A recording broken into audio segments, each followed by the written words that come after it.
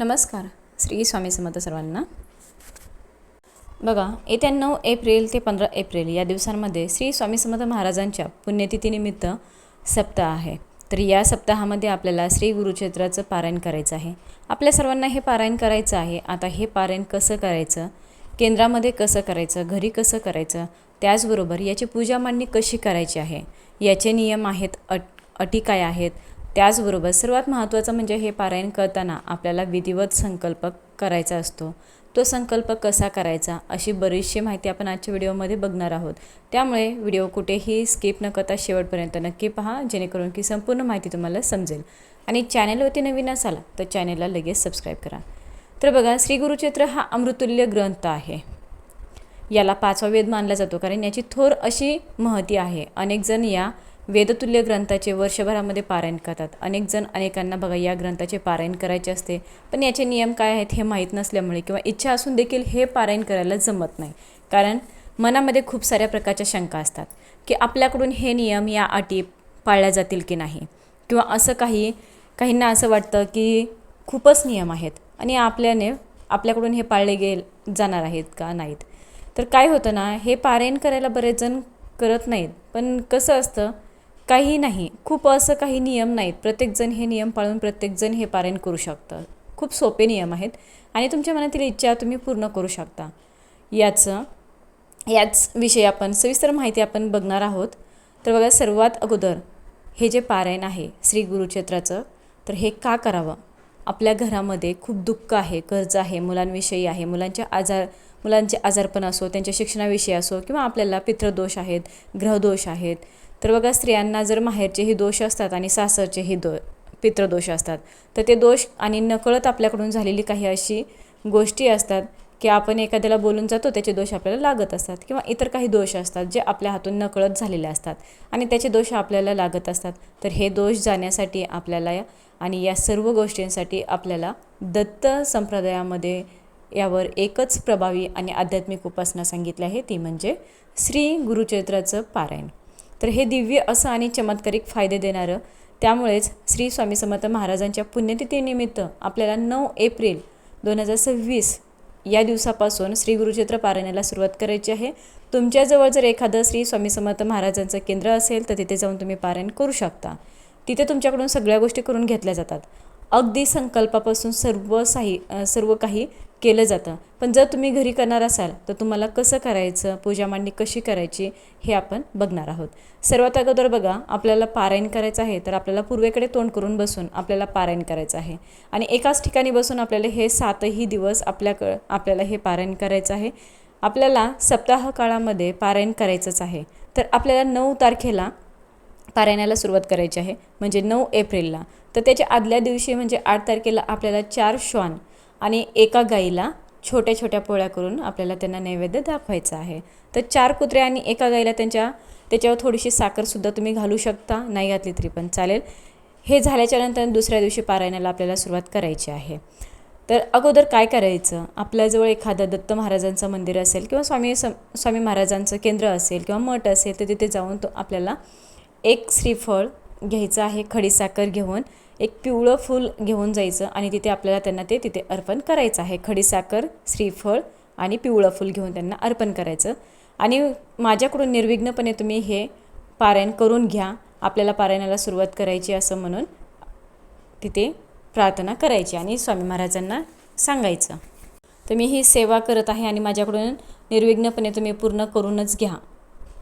नंतर आपल्याला पारायणाला सुरुवात करायची आहे. आता पारायण सुरुवात करायच्या अगोदर आपल्याला काय करायचं, पूजा मांडणी करायची आहे. तर पूजा मांडणी कशी करायची, सर्वात अगोदर पूर्वेकडे तोंड करून बसायचं आहे आणि जिथे आपल्याला पारायण करायचं आहे ती जागा गोमूत्र टाकून अगोदर स्वच्छ करून घ्यायची आणि नंतर त्यावर आपल्याला चौरंग टाकायचा, त्यावर पिवळे वस्त्र आथरायचं. जर तुमच्याकडे श्री दत्त महाराजांचा फोटो असेल तर फोटो ठेवायचा आणि जर नसेल तर स्वामी महाराजांचा ठेवला तरी पण चालतो. जर स्वामी महाराजांचाही नसेल तर फक्त सुपारी जरी ठेवली तरीसुद्धा चालेल, पण प्रत्येकाकडे फोटो आणि मूर्ती तरी असतेच. आवर्जून तिथे दत्त महाराजांचा, स्वामी महाराजांचा फोटो ठेवायचा, त्यांची मूर्ती ठेवा. मूर्ती असेल तर मूर्ती चालते. त्यानंतर त्यांच्या उजव्या बाजूला आपल्याला कलश स्थापन करायचा. कलश कसा स्थापन करायचा हे आपल्याला सर्वांना माहीत आहे. त्यानंतर आपल्याला सर्वात अगोदर गणपती पूजन करून घ्यायचं आहे. गणपतीसाठी तुम्ही गणपतीची मूर्ती घेऊ शकता किंवा सुपारी घेऊ शकता. विड्याच्या जोड पानावर तांदूळ ठेवून तिथे गणपतीची स्थापना करा. तिथे घंटा, शंख असेल तर शंख ठेवा आणि त्याच्यानंतर ही साधी सोपी मांडणी करायची. देवाची पूजा करून घ्यायची आणि त्यानंतर तुम्हाला त्यांच्यासमोर आपल्याला ग्रंथ ठेवायचा आहे. श्री गुरुचरित्र हा ग्रंथ आहे. हा ग्रंथ आपल्याला त्याच्यावर ठेवायचा आहे आणि लक्षात घ्या, हा ग्रंथ आपल्याला 7 दिवस तिथेच ठेवायचा आहे. वाचन करताना उघडायचा, वाचन करायचं आणि नंतर तो तिथेच ठेवून द्यायचा आहे. तो उचलायचा नाही. बरेच जण काय करतात की माहीत नाही, आपण वाचन झाल्यानंतर तो उचलून डोळ्याला कपाळाला लावतात. पण असं करू नका, अजिबात करू नका. तो ग्रंथ तिथेच ठेवायचा, 7 दिवस उघडायचा, वाचायचा, परत झाकून ठेवायचा आणि एक कपडा करायचा, त्याने तो ग्रंथ झाकून ठेवायचा आहे. दिवा अगरबत्ती लावून घ्यायची. अशी एकदम साधी सोपी आपल्याला मांडणी करायची आहे. तर ही मांडणी झाल्याच्या नंतर आपल्याला संकल्प करायचा असतो. तर अतिशय साधा असा संकल्प करायचा आहे. हा संकल्प जर अशा प्रकारे तुम्ही केला तर तुम्हाला याचं फळ हे 100% भेटणारच आहे. तर आपल्याला संकल्प कसा करायचा? सर्वात आपल्याला पूजा मांडणी वगैरे झाली, त्यानंतर वाचन सुरू करायच्या अगोदर पहिल्याच दिवशी संकल्प करायचा असतो. परत दररोज संकल्प करायचा नाही. पहिल्या दिवशी करायच्या अगोदर उजव्या हातामध्ये 1 पळी पाणी घ्यायचं, त्याच्या खाली ताम्हण ठेवायचं. त्यामध्ये थोड्याशा अक्षदा, फूल आणि 1 तुळशीपत्र घ्यायचं. पुढील मंत्र म्हणायचा आहे. आता तो मंत्र कोणचा आहे?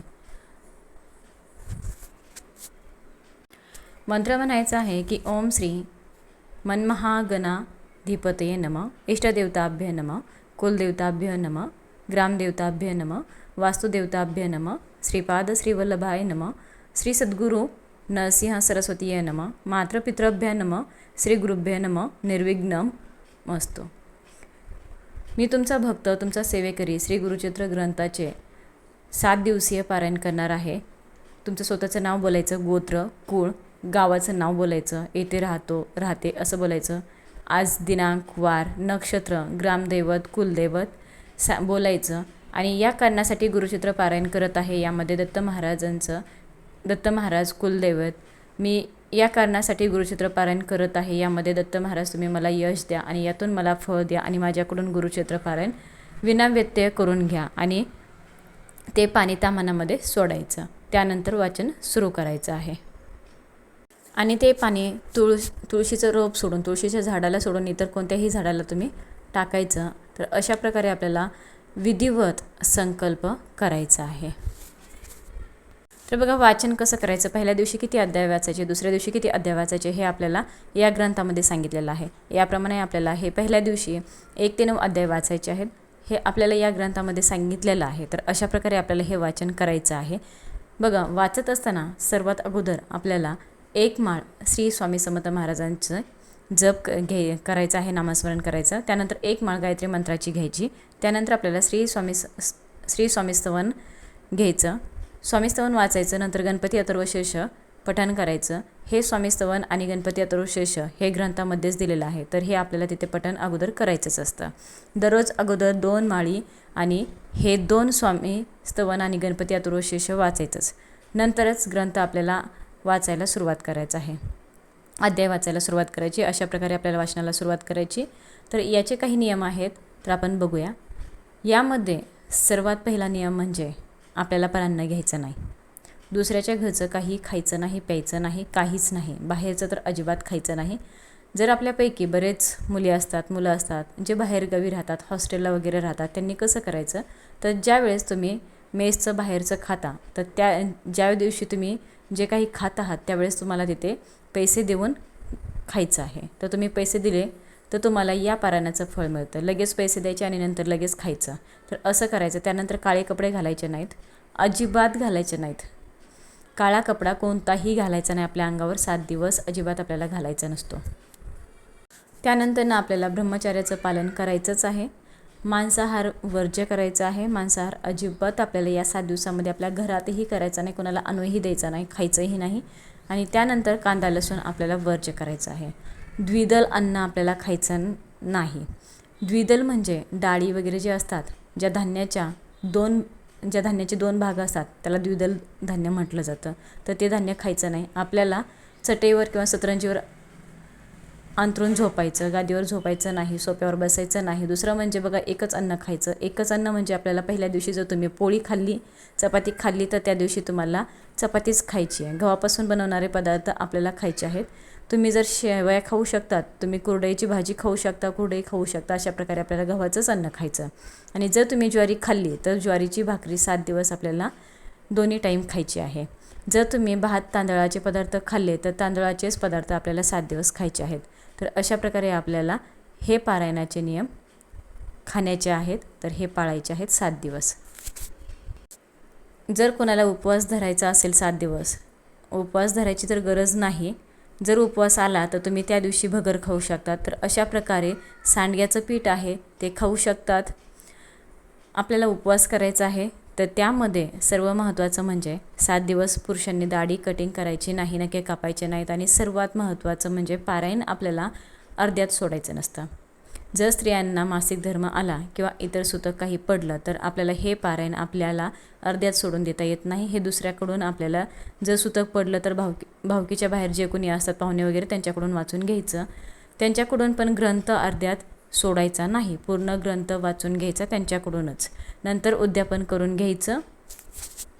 आणि पारायणाचा काही नियम आहे तो म्हणजे बघा, हे पारायण आपल्याला शक्य झाल्यास पहाटे आपल्याला 4 वाजल्यापासूनच वाचन करू शकतो आणि दुपारी 4च्या नंतरही आपल्याला हे वाचन करता येणार नाही. शक्य झाल्यास पहाटे ब्रह्ममुहूर्तावरच वाचून तुम्ही घेऊ शकतात. तुम्हाला दिवसभरामध्ये जेव्हा वेळ मिळेल तेव्हा पण 4च्या अगोदरच वाचायचं. लक्षात ठेवायचं फक्त की 12 ते 12:30 या वेळेमध्ये आपल्याला हे वाचन करायचं नाही. ती वेळ दत्त महाराजांची भिक्षेची वेळ असते, म्हणून आपल्याला या वेळेत वाचायचं नाही. आणि हे पारायण 7 दिवस किंवा 3 दिवसाचं सुद्धा करता येतं, पण आपल्याला हे 7 दिवसाचं करायचं आहे. आणि नंतर 8व्या दिवशी याची आपल्याला सांगता करायची आहे, म्हणजे उद्यापन करायचं. उद्यापन कसं करायचं याचासुद्धा व्हिडिओ आपल्या चॅनलवरती लवकरच येईल. आपल्याला 4 नैवेद्य करायचे असतात. तुम्ही पुरणाचे करू शकता किंवा वरण भात भाजी पोळी याच्यासुद्धा करू शकतात. 4 नैवेद्य दाखवायचे असतात. स्वामी महाराज, 1 नैवेद्य ग्रंथासाठी, 1 गाईसाठी, 1 दत्त महाराजांसाठी, असे 4 नैवेद्य तुम्हाला बनवायचे आहेत.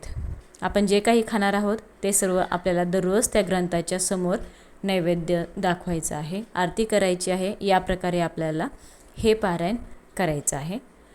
तर यामध्ये सर्वात महत्त्वाचं म्हणजे 7 दिवस आपल्याला शुभ बोलायचं आहे, कोणाविषयी वाईट बोलायचं नाही, वाईट विचार करायचा नाही, घरामध्ये भांडण तंटा करायचे नाही. त्यानंतर आपल्यापैकी जर काही स्त्रिया गर्भवती असतील तर त्यांनी पारायण करायचं का, तर बघा तुम्ही पारायणाला बसू शकता, पण 7वा महिना जर तुम्हाला असेल तर 7व्या महिन्याच्या नंतर हे पारायण करू शकत नाहीत.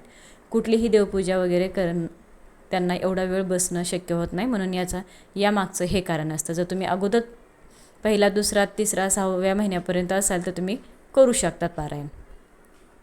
त्यानंतर आपल्याला दररोज संध्याकाळी विष्णू सहस्त्रनामाचं पठण करायचं आहे. आपल्याकडून जर वाचनामध्ये काही चूक झाली असेल तर काही झालं असेल तर क्षमा प्रार्थना म्हणून आपल्याला विष्णू सहस्त्रनामाचं दररोज संध्याकाळी पठण करायचं आहे. जर तुम्हाला पठण करणं शक्य नसेल तर तुम्ही यूट्यूबवरती लावून ऐकू शकता, पण देवासमोर बसायचं आणि ऐकायचं, वाचनाचाही प्रयत्न करायचा. तर अशा प्रकारे साधं सोपं आपल्याला श्री गुरुचरित्राचं पारायण करायचं आहे.